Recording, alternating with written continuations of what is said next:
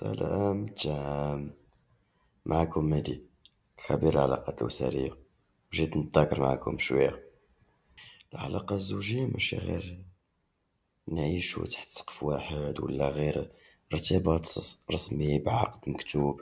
لا، العلاقة الزوجية هي رحلة طويلة محتاجة المودة والرحمة، وبطبيعة الحال الإنصاف، حيث بلا إنصاف العلاقة كتولي عبء على قلب بدل ما تكون سند للروح.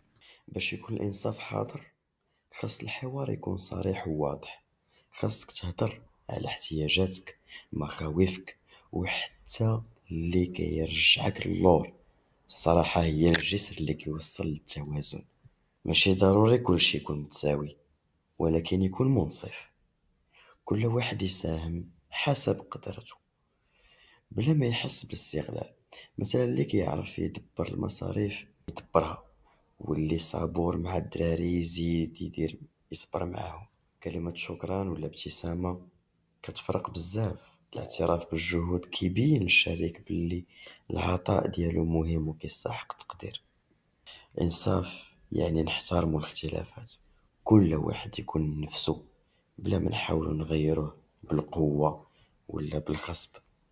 حتى لو ما متفقينش، الاستماع والشراكة أهم حاجة. العلاقة عادلة هي اللي فيها الأخذ والعطاء متوازن.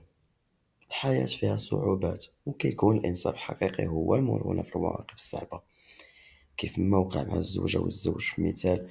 كل واحد وقف مع الآخر وقت الحاجة. الإنصاف ماشي غير مبدأ أخلاقي، هو سر السعادة والاستقرار في الزواج.